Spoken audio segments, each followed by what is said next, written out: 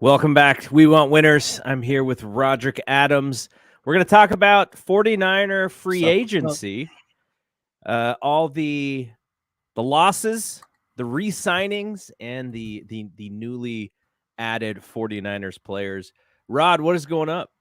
What is going on, I should say, not up. not, not much.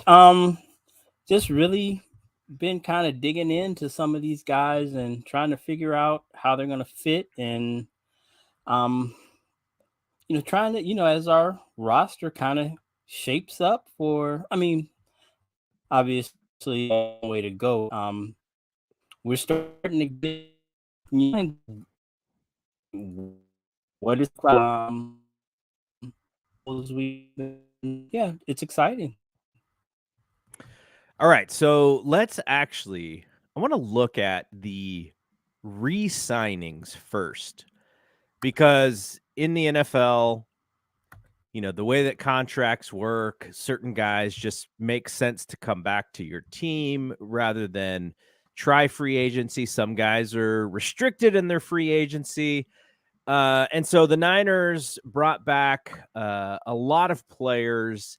And I was wondering if there was one player you thought was coming back that maybe didn't come back, or that came back and you didn't think that they were going to come back. Well, hmm.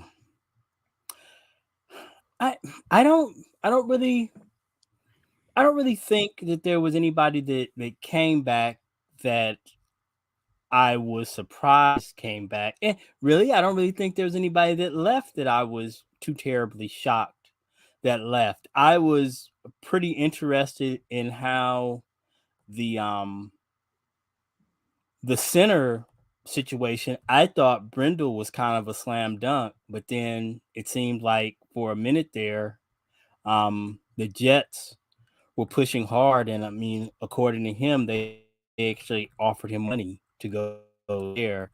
So it was one that was a little bit more contentious than I thought.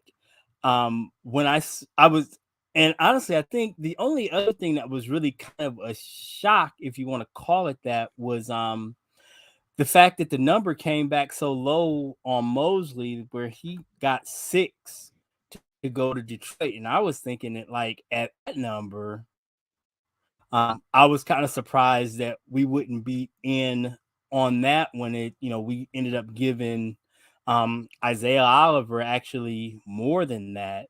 Um, his was a 2-year deal, and Mosley was only for one, but just based on what I've seen and the little bit of research I did on Oliver and then what I know of Mosley, if you gave me a choice between the two, um, I definitely would have went with E-Man.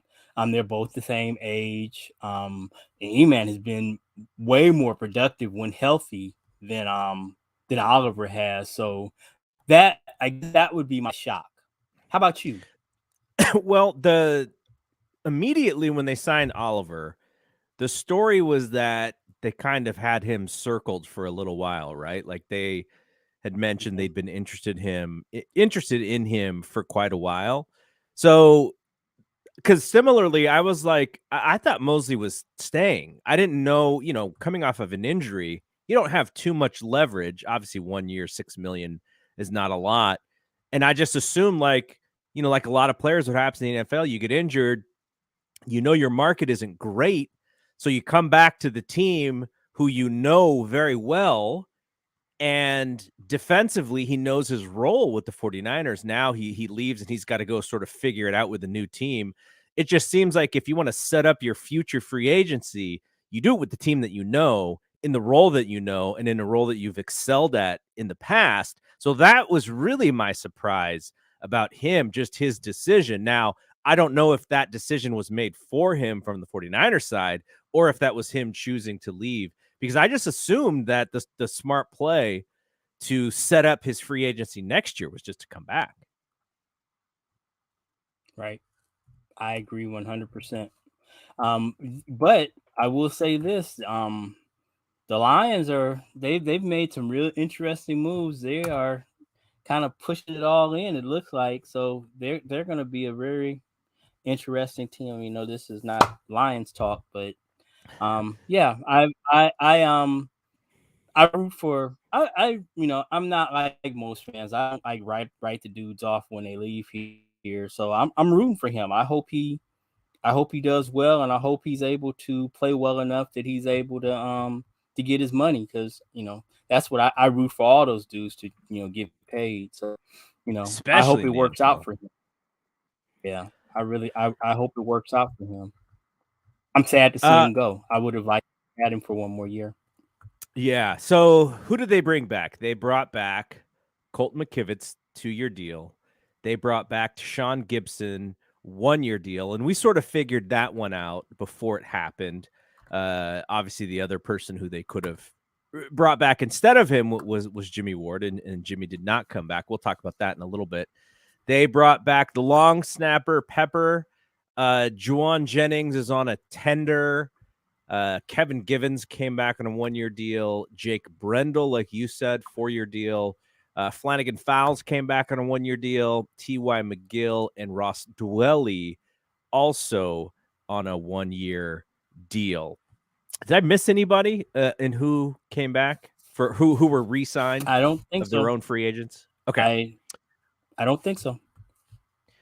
All right. So now the big dollars. Like Niners spent a good deal in free agency, and like I was really surprised to see some of those numbers that came up. But the guys that they lost were like some big dollars. Holy cow. I'll share the screen here for the video viewers who can see the who want to see the thing that I'm looking at here. So the spot tracker that we're using here.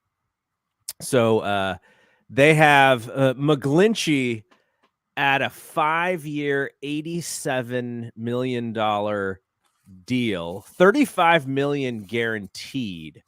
So we were not going to be in on McGlinchey at that much money. And unfortunately, you know, for all of his scars, the one thing that the 49ers excel at, he also excelled at, which is in the run game. But what did you think about the dollar value McGlinchey got from Denver? He got that. That is the exactly the number that Spot Track had him at, had him his market valuation at. So he got all of it. He got all of it, which is, you know, I spent a lot of time sparring back and forth with 49er fans who, you know, McGlinchey sucks and good riddance and whatnot. But I mean, who again, it's shocking to me how it just seems like a lot of Niner fans just, you know, they watch the highlights, because if you look at that, I mean, he gives up some stuff in the pass game for sure. He is not one of the best pass blockers in the league, but boy, in the run game, that dude is a monster. He is really good as a run blocker, and you know, that's kind of what we do. So the fact that we're going to be missing that, and you know, it's kind of the opposite. Number one, I guess the overall take away is that if you really look at tackles, that's his game is what everybody's game is. Very few, you got very few guys like Trent Williams who are both strong as pass blockers and run blockers. The rub is with everybody that they're stronger at one than the other. And it looks like with McKivitz, in the short sample size that we've seen, is that he is going to be an upgrade as a pass blocker, but he's nowhere near the run blocker that Mac was. So that's gonna be interesting to see. Plus, my general, and again, it's a bit small sample size, but my general impression of him is that he's kind of a finesse guy. He seems to have a little bit of athleticism to him, but he's not going to be a mauler in the run game. And when you pair that with our guy Brendel, which that's kind of his game too. He's not really a big physical guy he's not Jason Kelsey. He's not going to be um, running guys up out the club in the middle. So now, in what was a very physical um, offensive run blocking line, two you know 2 years ago with Mac in there and all those other changes that we've made, now it's kind of you know both obviously Trent is what he is, and both Banks and Burford are pretty physically stout guys, but the other two guys aren't really. And I guess we'll kind of get there as we move along, but we need Burford to take a big step forward because we don't have Brunskill anymore to come in and kind of be his relief man, because there were times last season where he just was not good, and they pulled him, and so that's not there. We kind of, I guess, replaced him with Feliciano, who I guess we'll talk about a little later. But so it's Jose going to be interesting. Feliciano. Feliz Navidad. Yeah, but uh, he is. so first off, shout out to our buddy Shelvin, who's in the live stream. The big name, we started with McGlinchey because he's most important to the 49ers success. Like, that's the biggest loss for their to them. But Jimmy is the biggest name who they lost, and we talked about him last episode.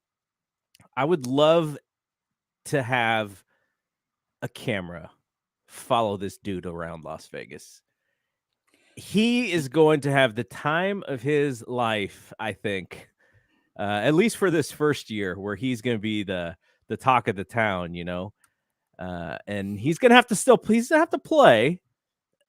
I don't know if he's better than Derek Carr, worse than Derek Carr, the same as Derek Carr, but he's going to be, at least for this first year, I think he's going to be a fan favorite until he's not. And that's going to be determined by his play. But the amount of on the town that Jimmy does in Vegas is going to be fascinating. And that's, there's this thing in basketball, especially, where if the player is going to be in LA and then they got a day game the next day on a Saturday morning, it's like, oh, we're losing that one because the boys were probably out there, out hanging out, having a good time on Friday night. And I just can't imagine a team being in Las Vegas where every night is Friday night in Las Vegas. And then you have Jimmy Garoppolo, the NFL's biggest bachelor, just hanging out and having a good time. We'll see. We'll see how that works out for him. But, all the jokes aside, $33.75 million guaranteed 3-year contract, $72 million. A lot was talked about last year about, Jimmy did the 49ers a solid X, Y, and Z. This was a dual effort here. The 49ers also did this dude a solid. They needed him, but they also knew that, he was coming up on free agency, and he came back to the system that he knew very well. He succeeded, even in ending his season with an injury, which we've seen before. This dude still got $33 million guaranteed. That was kind of crazy to me.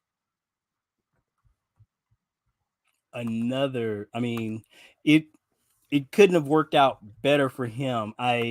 Because it sounds like, if the reports are true, his really only suitor, based on um cap space and whatnot last year, was Washington. And I don't blame Jimmy for not wanting to sign up for that shit show.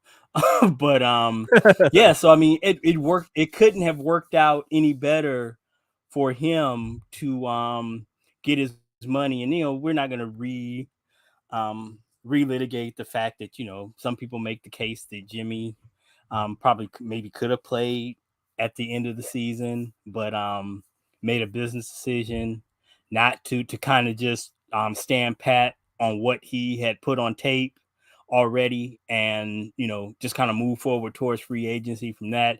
And I don't know if that's true or not, but if that's also, we have to acknowledge that that's something that is in his that's on his jacket. People in New England on the way out said that he made business decisions there to protect himself um, prior to being traded to the 49ers. That he could have played, there were games he could have played, but was not 100% and didn't want to, you um, jeopardize deals that were pending. So again, and I'm not one to criticize players for doing that, because you know it's like a damned if you do, damned if you don't type thing. If you go out there compromised and then you don't play well,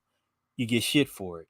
If you don't go out there, um if you are compromised and you don't go out there, you get shit for it. So there's no, it's a literal no win situation. So if a player, so I'm cool with whatever this decision the player makes, and Jimmy got himself another bag. So man, good for him. And I mean, Vegas, I just think that's gonna be awesome.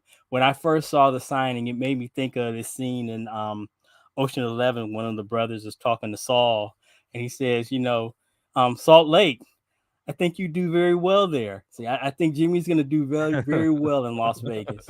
So He's gonna yeah. be, and it is a fun story. He's a fun player to follow. I think 49er fans will kind of keep an eye on how he does. 49er players going to the Raiders, a lot of big names historically gone to the Raiders. Ronnie Lott and Roger Craig and Jerry Rice. The Raiderland can be a place where 49er players who may be getting pushed out long in the tooth a little bit. There's a place for them to land. So I'm interested. I think NFL is all about storylines. It's all about creating these reasons to tune in, and you can do that with Jimmy for the good first half of the season, and then if they play well, then it'll be quite the story. Um, so let's talk about. So we mentioned E-Man, he's gone to Detroit. The other one we were talking about, they had this decision to make, Gibson versus Ward, and Shanahan made that decision at the beginning of last year, the beginning of the season, when Gibson won the starting job, and Ward was, had to be the third defensive back. So he goes to Houston, and he gets 2 years, $13 million and 8.5 guaranteed. So good job for him at 31 years of age. Still get a good chunk of guaranteed money there, 2-year deal. What do you think about Jimmy going to Houston?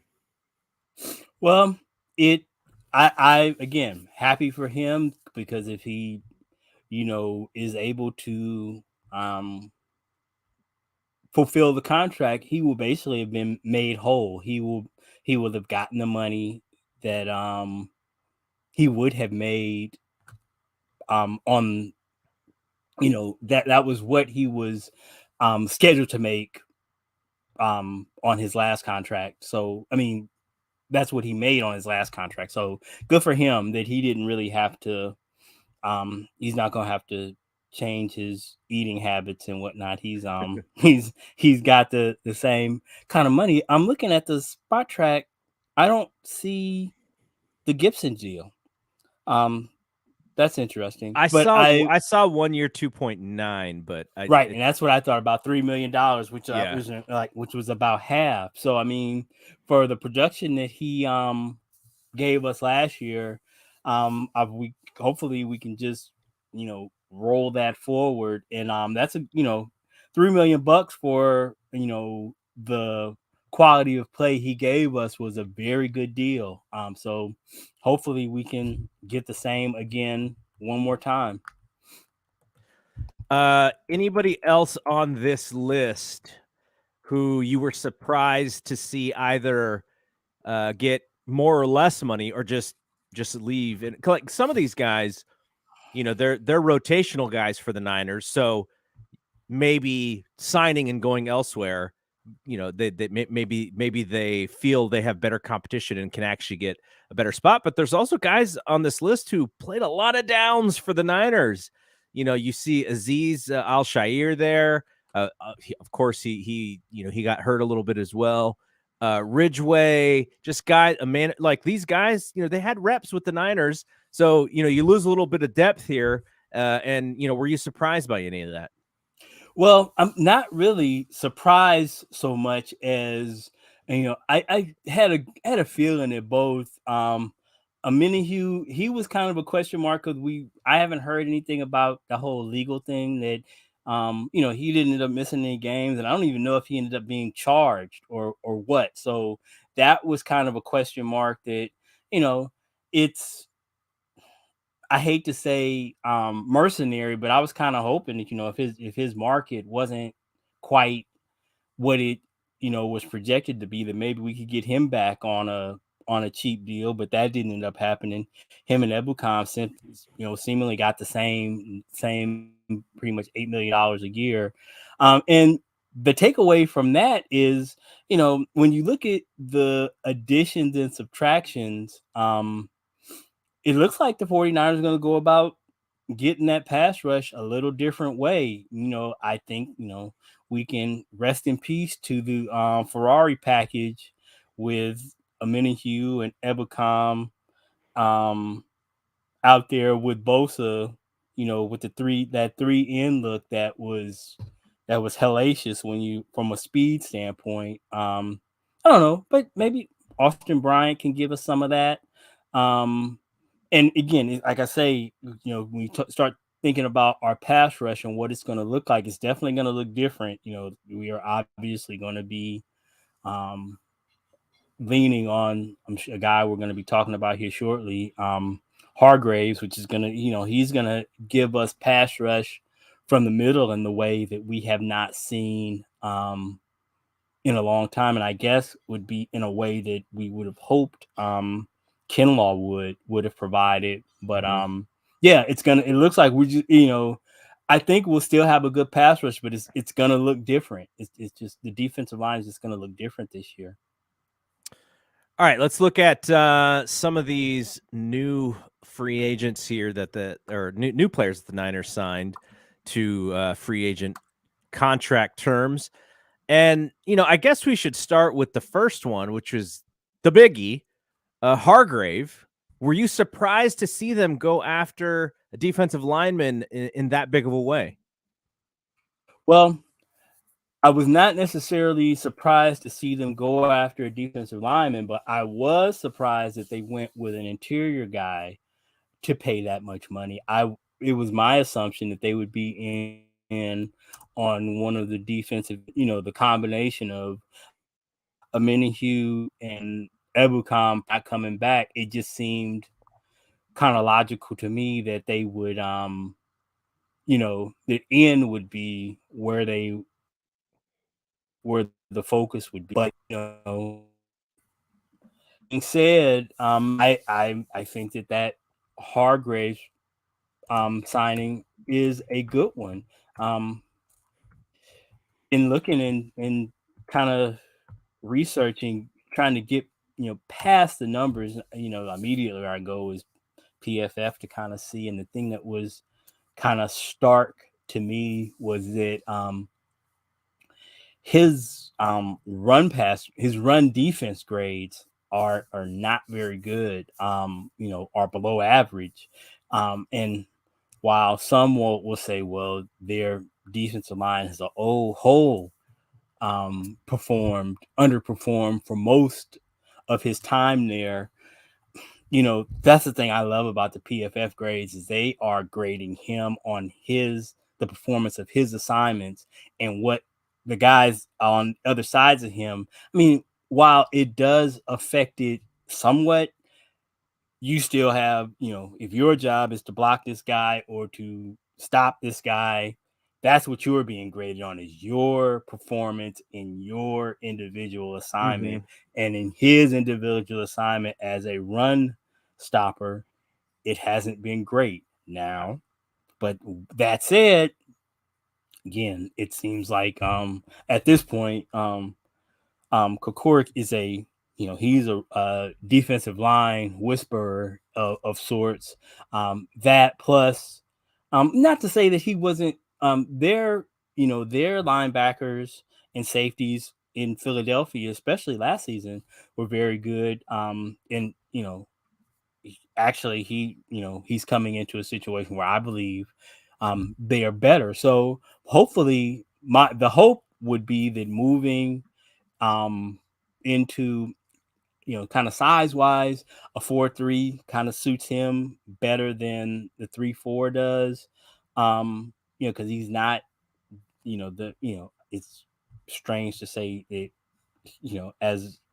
as size goes, 6'5" and 290 or whatever, but he's not Ted Washington or Ted Washington. or Vince Wilfork, those type of 3-4 knows. Those guys really don't exist anymore just because of the way the game is played. But in I believe that hurts that hurts them when it comes to when you're dealing with really strong interior lines, which again is not something that you see too often, which is why, as for the 49ers, it wasn't until the Chiefs and Philly where teams were really able to kind of really take advantage of us in the middle, and our lack of production outside of Armstead at the defensive interior position. It's just something that doesn't really come up much.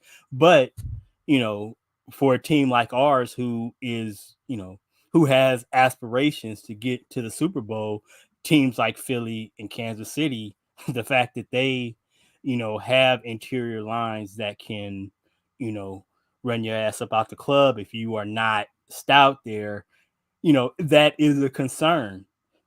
And I guess the other thing, the other real big concern for me moving forward, and we can talk about some of the good things that he does, but the fact that, and you see this in baseball, I think more so than football, is that sometimes when guys sign big free agent deals, there is fans and the media kind of expect them to be different than who they are. He signed a big money deal, but I mean, Hargrave is not, he's not Nick Bosa. He's not that level of playing. He's not Fletcher Cox. He's just not that guy. He's a talented player. He's above average player, but I just hope that, well, I mean, it don't make any sense to hope because fans are going to do what they're going to do. But it's going to be interesting to see how the perception of his performance is viewed in light of the contract he signed as opposed to the player he is. Because if he performs the way he performed in Philadelphia the exact same way, I don't think 49er fans are going to be pleased based on the amount of money he's made, which is not fair to him. I mean, they put the contract in front of him and he signed it. That doesn't, mean that now that he's got to be, a much better, that he needs to make a leap commensurate with the leap in his salary. I don't believe. But yeah, what are your thoughts? the fans are just going to see 84 million, right? Like that's what Right. they're going to see. I think there's a potential opt out of the deal as well. I don't know if that's on his end or on the Niners end, though. Technically, every team has an opt out on a player if they want it. They just have to figure out a way around the Eat the salary money cap. and eat the dead money. Yeah. So I saw some stuff early on saying, this is really the true replacement for Buckner. I think the Which is wholly sexy, not fair. right? That's But not fair. the sexiness for this signing was that people saw the double digits in sacks coming from that position. And, the 49ers did not get very many sacks coming from the inside. Everything came from Bosa, essentially. So, because we looked at those numbers as we were talking about that Eagles game against the Niners, and we're like, holy cow, like they just get to the quarterback from every single position. And the 49ers were not like that. They got there from Nick's spot. And that was where a lot of their sacks came from. As a team, they were kind of in the middle of the pack, whereas the Eagles were right at the top. So I think that's the sexiness. And if you are looking for an addition of a guy from the inside who sacks the quarterback, that's where I think the fans are like, oh, that'll be great. But at the same time, the expectations are going to be very high for him. And I guess overall, you want him, because we know how good that defense was last year, and with all the changes, and with Nick being at such a peak at such a young age, you want all those pieces to be back and to fit, because that is how the 49ers are going to get back into into possible Super Bowl contendership again, is defense, because as we know, quarterback position is still going to be a question mark, right? Like the offense, the pieces to the offense are fantastic. Losing McGlinchey's not going to help the run game, but it's still young quarterbacks, and we'll get to that in a second here, because the Darnold signing was very interesting to me. But I guess my whole spiel here is the defense is going to have to be as dominant as it was last year, I think, for the 49ers to get back into the same position that they were. Just one more thing I'd like to note is that, coming to a 4-3 from a 3-4, the 3 technique, which he'll be playing here, it's a different animal than what they were doing there in that 3-4, kind of a bare front. Matchups determine that's why all of those guys had the double digit stacks, because it just depends on the matchup, and they are able to scheme guys, and they did a lot with Reddick, and Reddick ended up being the guy that got a lot of double teams and a lot of attention, which freed up. And again, you get that same thing here in the 4-3 with Nick, but again, it's just I just hope, again, I know that's it's a foolish hope to think that there's going to be any kind of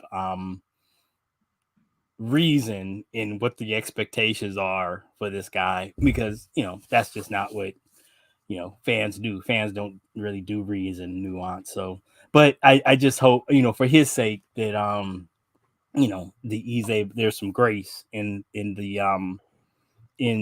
I think he's gonna be it's gonna be a positive addition.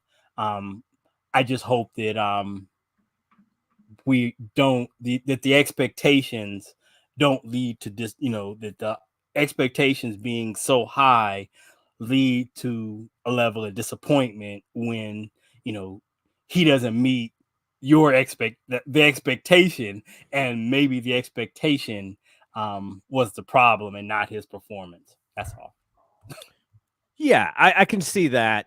I think he also, though, this was last year was a proving year for him, obviously in free agency, and the worry a lot of times, and this is where you separate the true professionals and the true great players, is you come in still hungry. Like that's a hard thing. And I think if you play in the NFL, you have to be more so than just about any other sport, because of how dangerous the game is, and how much of it is about young players coming in and taking spots. So my hope is that he's just a professional's professional and is just ready to go. And look, he's at least for these 2 years, he's got 40 million, and good for him. That's what you do when your contract year is coming. All right, so we talked a little bit about Oliver.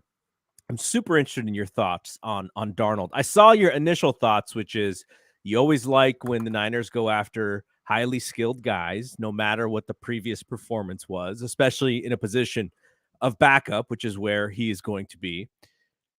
But are you intrigued at the idea that rather than going for a tried and true guy and guys who we had talked about in previous podcasts, like the vets, the veterans veteran, they went with a guy who has not figured it out yet in the NFL as a backup, as a safety valve for the position as it is today? Or is this something where Shanahan's like, I'm the QB whisperer, baby. I can figure this thing out. I got this. What is your feeling on the Darnold signing? Well, initially that was my thought until, I look at the fact that, this dude has 55 starts in the NFL, at 25 years old. I mean, obviously they were in the case for Sam Darnold is that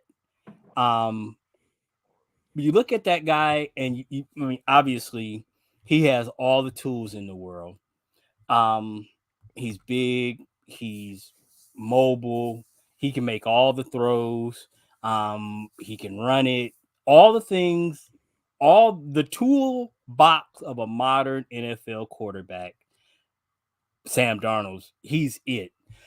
Also, if you want to be the Sam Darnold apologist, his time with the Jets, um, it's you know, I I don't know enough to be able to rank them, but I can comfortably say that their offensive line and skill position players were among the worst.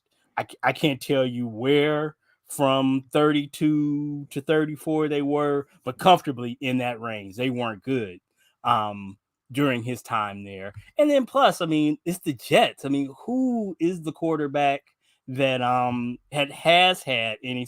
You're talking about like you know, Sanchez for a hot second, and then you're going back to like Testaverde and Chad Pennington. So I mean, it's not a place that has been very supportive of the quarterback position. So those are the things that I look and say that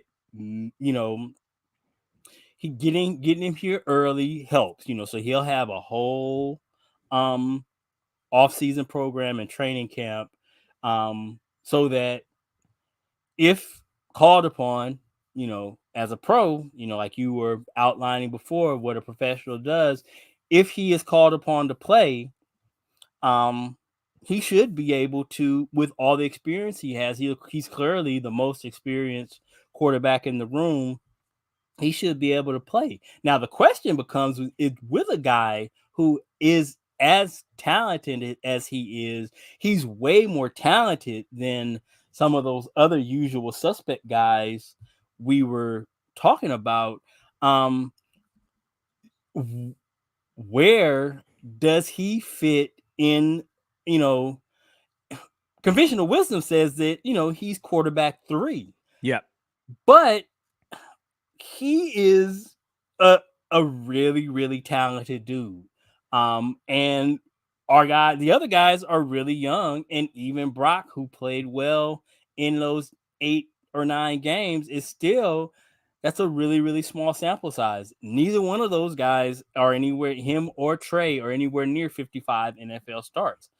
So is there an opportunity? Does Darnold have a shot to come in here and throw a turd in the punch bowl and be the guy? I mean, I don't know that, but it's gonna be a very very interesting quarterback room. And we haven't had a quarterback room this talented since 2012 with Cap and Alex, so it's gonna be interesting. So here's a quote. John Lynch said, he said this to Cam Inman. I feel we've studied him forever, back when he was a potential number 1 pick and we were looking for trade options.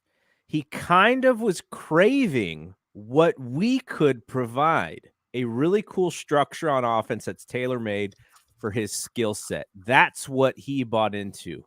Okay, so that tells me kind of what you said, that Sam Darnold believes that the reason he wasn't able to have success has a lot to do with the players who were around him. And the way that the NFL works is if you are perceived as a failure, you kind of go into this bucket of free agency and you have to eat your pride a little bit and take a 1-year deal, but you could essentially pick your team. It's like the reverse of a draft, right? Sam Darnold going into the NFL draft as a high pick, he's going to one of the worst teams, but because he kind of washed out and teams look at him that way, it's the reverse draft. He gets to kind of go to wherever he wants and if they want him. So that tells me that he believes that a lot of the failures were because either organizational or because of the talent surrounding him. And he believes in himself ultimately. You got to believe in yourself to play this position in the NFL. So what do you think about Lynch's statement? I think it's 100% spot on. What heartens me is anytime, again, I don't want it to sound like I am shading Brock at all, because the kid is what he is, and he's great, and that was a great pick, and I think he's going to be a 49er and a contributor to this team for a long time. But anytime I hear Kyle and Lynch talk about the tools to run this offense, you look at him, you look at Trey, because again, even if Trey washes out, that my hope overall is that even if it doesn't work out with Trey, that they don't punt on that type of player, the big arm, the mobile guy, the guy who can give you 1,000 yards rushing. Which again, that's just not Brock's game. But I mean, he was drafted the last pick in the draft. So I mean, what he get, if he doesn't do anything else, that was a hugely successful pick to give us what he gave us in that stretch last year from 262. If he's never played again, that was a successful draft. He's one of the most valuable rookies to the season last year. Yeah. So that's great, but he does not fit the mold of a Trey Lance or a Sam Darnold in terms of his talent, his arm talent, his mobility, those type of things. And I am just a firm believer, with all the things that I looked at and studied last year, 2 years ago, and then last year in preparation for Trey, that those guys with big arms and mobility just unlock this offense in a way that a guy like Jimmy, or to a greater extent, Brock, brings more to it than a guy like Jimmy does. But even still, there is a level 2 or 3 levels above that Trey and a guy like Darnold brings in terms of the arm talent, being able to get to anywhere, to that from the right hash to the back end zone of the left pylon. Trey and Darnold have the arm strength to get to those places in a way that guys like Brock and Jimmy, that guys like hell, that like most people on the planet can't. Those throws are, there are very few people on earth who can make those throws, and Darnold and Trey are one of them, are some of them. And then guys who, in an RPO play action heavy offense, guys that backside defender, like I've said before so many times, there were times Jimmy would hand that ball off and do that fake, and that backside defender would be all in the middle of the defense. And it's like, man, if Jimmy could just hold that bitch, and he's got 25 yards.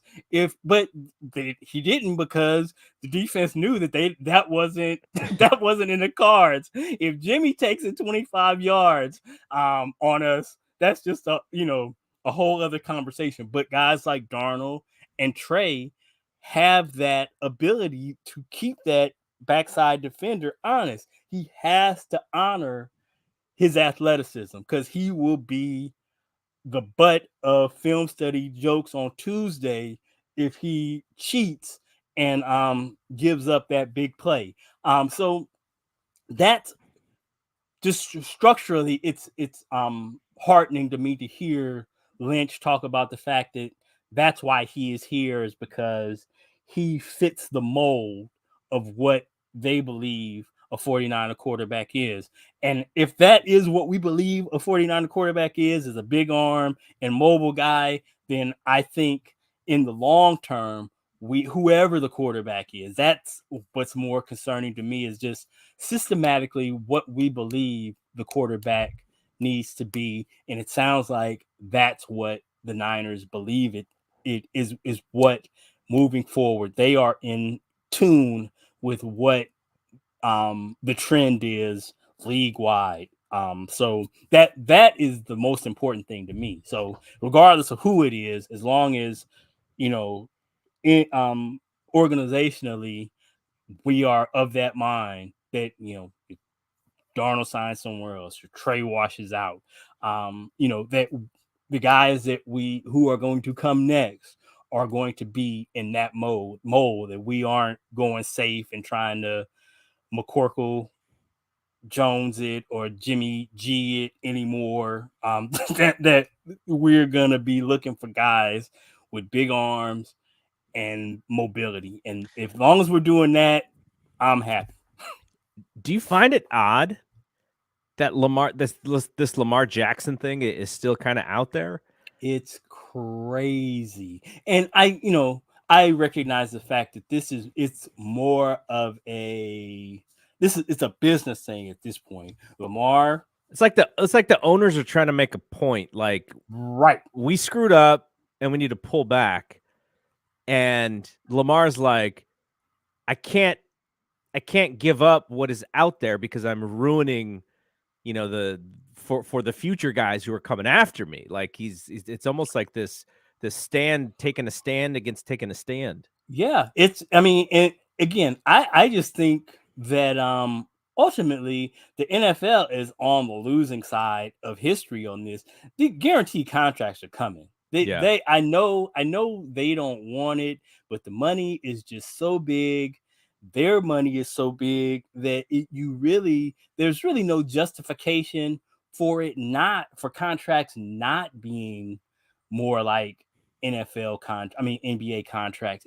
I just think it is an idea whose time has come. But And it's but I is don't it want to. isn't Go it ahead. really just for this one position though? Like it seems like it's really just this one position that they seem to be comfortable with. And then it was almost like there was this unspoken, or maybe it was a spoken thing with the owners where they're like, let's just be on the same page here. Let's keep this thing manageable. And then all of a sudden, these quarterback salaries just went ridiculous. Like it's almost like they couldn't help themselves. Right. And now you can't, you can't put it back. You can't put it Nope. back in the bank. Like it's out there. And for Lamar to be the guy who the owners are like, okay, like we're taking a stand here. It's the wrong dude to do it because he is Yeah. exactly what you are saying is the future of the position. Right. I mean, and that's the thing, is like you say, the money has gotten so big, Mahomes deal, as is that, was but I mean, every contract, and then the Rodgers deal, every quarterback contract sets the mark again and again. Like I say, it's just it. When was the last time that a free agent quarterback came up and then the market moved backwards? It just doesn't happen that way. And when you look at what Lamar is asking for, it's not that big long-term deal like Mahomes, he wants, my understanding is that even if it's a 3-year deal or a 4-year deal, he just wants a big chunk of that money to be guaranteed. I just don't see how we're going to get to a point that I don't know. I don't know if it's going to end up being Lamar or if it's going to be Burrow or if it's going to be Herbert. But I do think that it's just um, it's an idea whose time has come. And I just think from an owner standpoint, it's just they're trying to figure out how they want to do this because I don't know that, you know, a while $500 million for 10 years sounds like a lot of money. If I'm an owner, I'd much rather do that than 3 for 150 fully guaranteed, only to have to revisit this whole thing 3 years from now. Because that's I mean, just never been something that we've had to do with quarterbacks where you're in your prime. So Lamar's 26, so he would have signed a 3-year deal. He would hit free agency again at 29. So then we're right back pretty much in the same position again, which is just you rarely see a quarterback hit free agency twice, you know, before 30. It's unprecedented. So that's why this whole thing is just it's fascinating.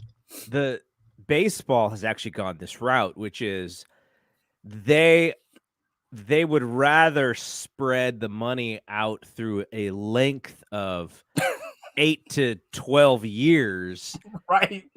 and that big ticket, 300 million is still 300 million, but it's 300 for 12 instead of 280 for 6 or something. Like, so they go, okay, you want this long deal, you want to minimize the risk of possibly getting hurt, but we're going to stretch this thing so that our average per year is going to be less. And I think the reason why it doesn't really happen in football is because they just realize that it's a brutal sport and that a player has just a giant risk of getting hurt. I mean, you see it with running backs, and I think the market figured this out with running backs first, but and not only because of this, but like you look at someone like Zeke. I think Dallas regretted signing Zeke to that deal the second that he signed it. They just figured, okay, we're signing him at the apex of his of his value, but he's only going to go down from here. And so it's almost like they regretted signing him, and then all of a sudden he wasn't even the best running back on the team. Some of it is that, you can take these guys like the 49ers have done, Raheem Mostert, who's is unsigned or undrafted, and you figure him into your plans, and all of a sudden you have a really good player. They figured out the running back thing, but the quarterbacks, they've always sort of been like, okay, this is the one gem mint position we're not screwing with. And it's almost like this is the first time they're really deciding we might have to screw with this thing before it gets out of control. And I'm not sure where it goes. I don't know what Lamar is going to do. I don't know how much of this is because the owners are like, who does this guy think he is? He doesn't even have an agent. Like, I don't know how much of it is that, but it does look like Mhm. they've finally gone like, okay, we cannot let this continue to get out of hand. And you can only look back to the Russ deal, right? Like you're looking at that going like, man, if we didn't do this, if the owners didn't do this with this Russ deal, then it's not where we are now. And Russ is the one who, he is not a good quarterback right now for what he's being paid. So I find the whole thing fascinating. And the funniest thing about it is what you said early on, which is the NFL is the richest it has ever been. Like, this is the Yeah. richest, most successful sports league in the United States. Teams are worth, whatever the Washington is going to sell for, 8 billion or whatever. Like, these teams are just so valuable. And for the protection of the sport, I don't know. I think you got to take care of these quarterbacks but you also have to decipher the difference. What is the difference between a Lamar Jackson and a Daniel Jones? To me, the difference is gigantic, but I don't think the paycheck is going to be as gigantic as I see the difference as the play on the field. Yeah, I mean, yeah, I think you're right. Which it, it's it's just astounding that the stat, the Daniel Jones stat that he's never thrown more touchdown passes in games started in his career, but he's gonna make $40 million a year. I mean, it's crazy. So we'll see. It's gonna. I think that contract is going to it's going to say a lot about how we move forward, how the league moves forward in paying these guys. Because again, like I say, you got Lamar now, you got Burrow coming up, and then you're gonna have you'll have Herbert soon after. It'll be interesting to see where the quarterback market goes. All right, there's a few guys that the 49ers signed. You mentioned Bryant already. We mentioned Feliciano. Jose Feliciano was like a famous Spanish singer, so that's the joke that I'm just going to constantly make.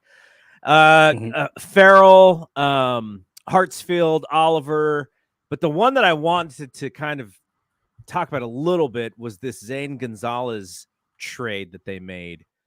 And from what I understand, uh, they have to give up a very late pick depending on if he plays, or it's like some funky trade. Like I don't even know how it exactly works, but And it's 2 years down the road. I mean, so yeah. it's yeah.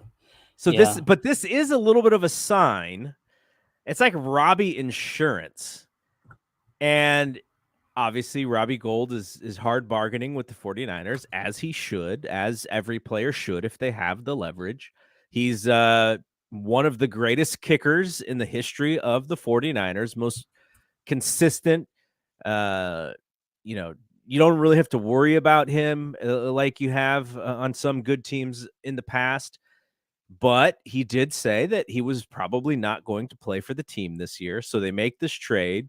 So you have Gonzalez. Now, the positive about Gonzalez, he's not the same field goal kicker that Robbie is, but he is good on kickoffs. And that is something that the 49ers have struggled with in the last few years. But it does seem like the 49ers think it's possible that they're not going to bring Robbie back. So so they have him, and they may even draft a kicker here.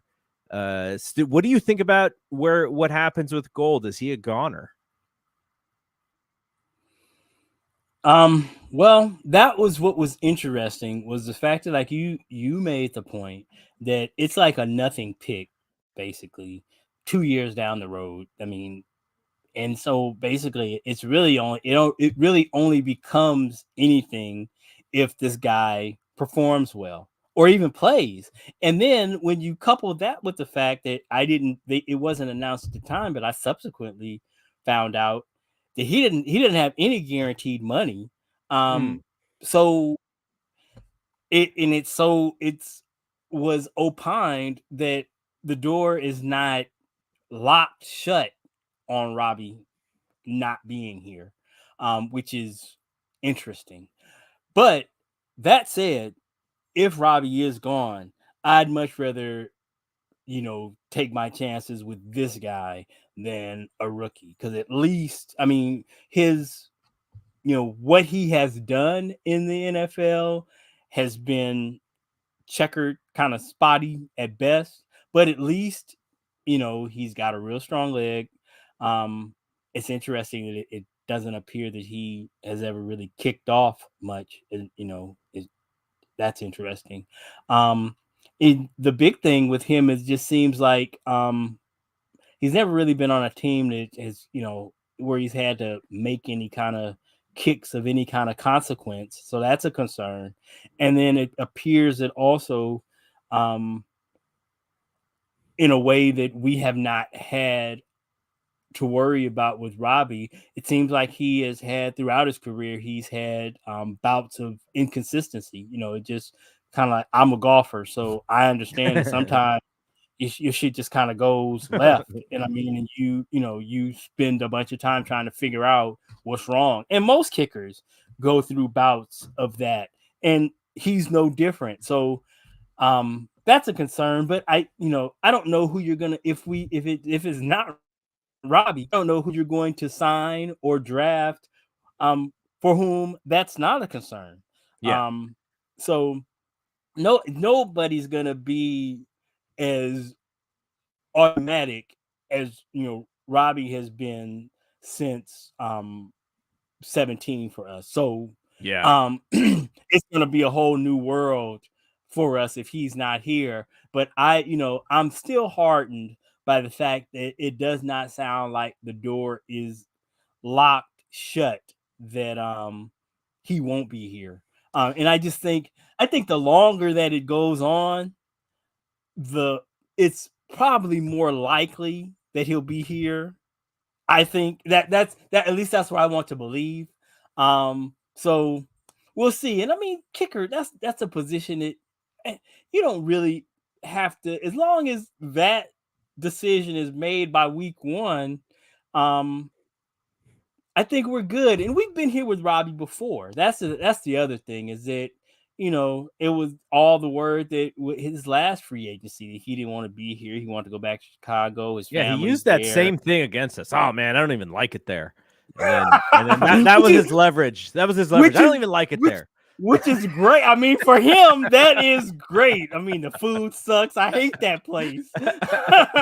So I mean, good for I'm all about getting money, but I hope that he gets his money, and I hope B that he gets it here. Yeah. If he kicks, I would wait for him to be kicking somewhere else here. Yeah, we love Robbie here.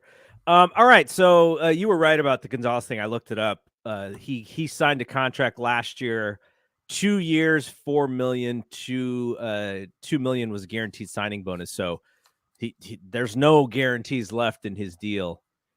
So yeah, that is very interesting. And then you could draft to get. Here's what I don't want. I don't want all of a sudden there's a hot kicker out of the XFL. Jose Cortez Jr. kicking for, whatever team Las is out Vegas. there. That's what I don't want, where they bring Yeah. in this dude from the XFL and it's like, oh, he's gonna kick for us. No, let's we have some good options. Let's If you do want our to sit best to that bring guy Robbie on, back.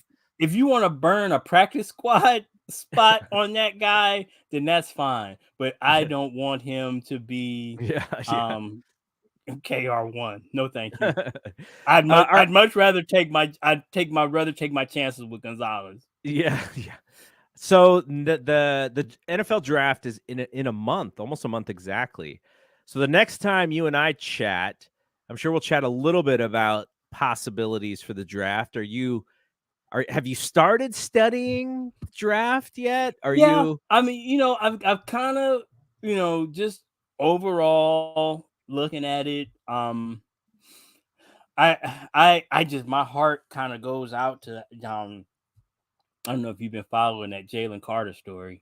no? Um, it he the Georgia defensive tackle who was, you know, in consideration of being, one of the top picks in the draft, but then he was racing a car, Oh and shoot. a couple of people from, the athletic department died in an accident.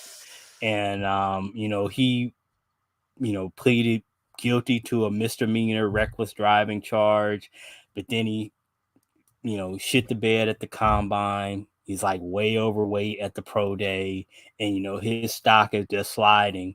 And people talk about it from a football standpoint, but this dude was in an accident where his friends died and shit. Where is his? So for me, the fact that he didn't perform well at the combine and is way out of shape, and those things, when you look at the real life situation, Yeah. those things are explainable to me. And I believe he's still he's just as talented as he was 2 months ago. Yeah. now. But so the question is, how far is far? How far does he slide? He's clearly not going to be one of the top 5 picks anymore. But does he is a guy like I can't believe a guy like that slides to 99. But then the question becomes, if you're the 49ers, at what point does it make sense for you to, make a move? If he slides, how far of a slide um, warrants considering going to get that kind of talent? So that's interesting. And then, yeah, I've just kind of been looking at guys that are projected, 175, so I mean, it's real vague, and we really won't know until people start coming off the board. But yeah, I'm looking at it, and this draft, it doesn't, the pundits don't seem to think that it's a really, it's in this draft is anything remarkable. So there's that part. So yeah, All right. it'll We'll be like you. leave we'll leave the listeners with this, which is Matt Barrows. They asked him, what is the after free agency is over, and there are still some free agents out there, so it's not like over. But what is the 49ers' biggest need? And he said it was right tackle.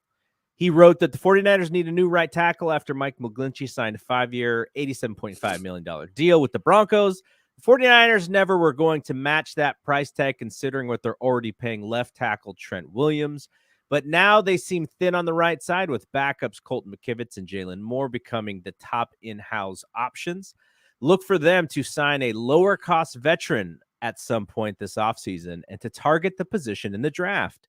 The 49ers don't pick until 99, but they have 11 selections and could package some to move up for, say, Syracuse's Matthew Bergeron or BYU's Blake Freeland, who are training with former 49ers tackle Joe Staley in the run-up to the draft. So we'll leave people with that. Okay. And the next time we chat, we'll do our research on what the possibilities are for the Niners. And, the thing about it is when you're drafting, in the third round, you miss the whole first day, man. You miss all the big hoopla for round one, the way that they do the draft now. So I'm sure that doesn't mean that the 49ers are not going to be working the phones, because they're always going to be working the phones. But for us, the draft parties and everything, we're just going to be like, unless something happens, wake us up if they make a trade or whatever. So that's the only thing that's not fun about the big news drafting. from that story is I didn't know Joe Staley was training dudes. That's pretty cool. Yeah, that's pretty cool. Yeah. Pretty cool. All right, so Rod and I are done here. We'll be back in a couple weeks as we get closer to some moving and shaking with stuff, and the OTAs and all that stuff, and is coming up. It's going to be so interesting just because of the issues that we've been talking about. And this is the third year of the Trey story, and it's going to be, I think, the most pressure for him too. So that's going to be an ongoing topic this spring and summer. But we'll be back a couple weeks. For Rod, I'm Double G. We'll see you when we see you. Peace out.